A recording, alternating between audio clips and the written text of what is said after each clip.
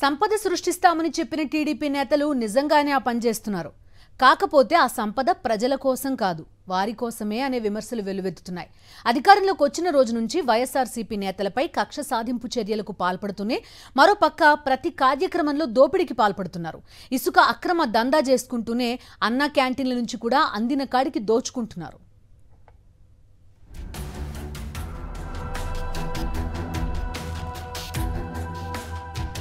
అధికారంలోకి రాగానే టీడీపీ తన అవినీతి విశ్వరూపాన్ని చూపడం మొదలుపెట్టింది. గత ప్రభుత్వం ఇసుక స్టాక్ పాయింట్ల వద్ద నిల్వ ఉంచిన లక్షలాది క్యూబిక్ మీటర్ల ఇసుకను దోచేసిన పచ్చ నేతలు అన్నా క్యాంటీన్లపై కన్నేశారు. పేదవాళ్ల ఆకలి తీరుస్తామని పైకి పెద్ద పెద్ద స్టేట్మెంట్లు ఇస్తూనే వాటిని తమ దోపిడీకి కేంద్రాలుగా మలుచుకుంటున్నారు. కూటమి ప్రభుత్వం అధికారంలోకి వచ్చి 2 నెలలు గడుస్తూ ఉన్నా హామీల అమలు లేదు. తాజాగా అన్నా క్యాంటీన్లపై ఆబాగా పడ్డారు. 2019లో మూతపడిన ఈ కేంద్రాలకు చిన్నపాటి మరమ్మతులు చేసి పైన పచ్చ రంగులద్ది లక్షలాది రూపాయల్ని పచ్చ నేతలు మేసేశారనే ఆరోపణలు వెల్లువెత్తుతున్నాయి. ఏ పథకం నుంచి ఎంత మింగాలనే దానిపై స్పష్టతతో అడుగులు వేస్తున్నారు టీడీపీ నేతలు. ఇందులో భాగంగా అన్నా క్యాంటీన్లను కూడా వదలడం లేదు. షార్ట్ టర్మ్ టెండర్లతో మరమ్మతుల పనులను టీడీపీ నేతలకే కట్టబెట్టేశారు. ఎమ్మెల్యేలే నేరుగా ఈ వ్యవహారాలను నడిపించడంతో అధికారులకు కనీసం అడ్డు చెప్పే పరిస్థితి కూడా లేదు. రిపేర్ల కోసం, పచ్చ రంగుల కోసం ఒక్కో క్యాంటీన్ కు సరాసరిన 10 లక్షల రూపాయలు వెచ్చించారంటే ప్రజాధనం ఎంత దారుణంగా దోపిడీ చేశారో స్పష్టమైపోతోంది. అన్నా క్యాంటీన్లు అనేటువంటిదే ఒక విధంగా చెప్పాలంటే నేతి బీరలో నెయ్యి ఎంత ఉంటుందో అన్నా క్యాంటీన్లో కూడా అన్నం అంతే దొరుకుతుంది. పేరుకి అన్నా క్యాంటీన్. అసలు ఈ పార్టీని పెట్టిన అన్ననేమో నైతికంగాని భౌతికంగాని చంపేసి తిరిగి అన్నాన్ని బ్రతికించుకోవడం ద్వారా మనం మళ్ళీ అన్నం తినాలి, అధికారం అనేటువంటి అన్నం తినాలి అనేటువంటి యావతో ఒక ప్రక్కనేమో ఈ పార్టీకి కర్త కర్మ క్రియ ఎవరైతే ఉన్నారో వాళ్ళనేమో బదనాం చేసేసి అరే జనమేమో మర్చిపోలేదండి. ఈ అన్నా క్యాంటీన్ ద్వారా అవినీతి చేయగలమనేటువంటిది గతంలో వాళ్ళు కనుక్కున్నటువంటి ఒక గొప్ప మెథడ్, ఆ ఫార్ములా, ఆ మెథడాలజీని ఈవేళ ఆపగా అమలు చేస్తూ ఉన్నారు. 2019 ప్రారంభం వరకు కొనసాగిన ఈ క్యాంటీన్లకు అప్పట్లో టీడీపీ ప్రభుత్వం నూతన భవనాలు కట్టించింది.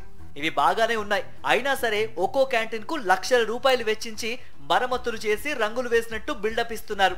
లక్షల రూపాయల ప్రజాధనం లూటీ కావడంపై జనం ముక్కున వేలేసుకుంటున్నారు. మేనిఫెస్టో అమలు గురించి ప్రజలు అడగకుండా ఉండేందుకే హామీలు అమలు చేయడం లేదు. ఎందుకు అని నిలదీయకుండా ఉండడం కోసమే అన్నా క్యాంటీన్లను ముందుకు తెచ్చారని రాజకీయ విశ్లేషకులు చెబుతున్నారు.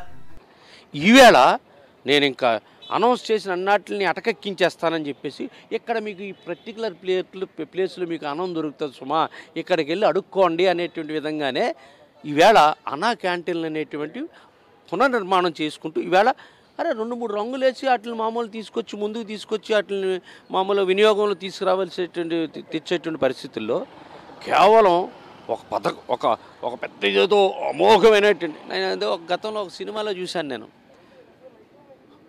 10 రూపాయలు చిల్లర కావాలా, 100 రూపాయలు కావాలా అని రావు గోపాలరావు అంటాడు.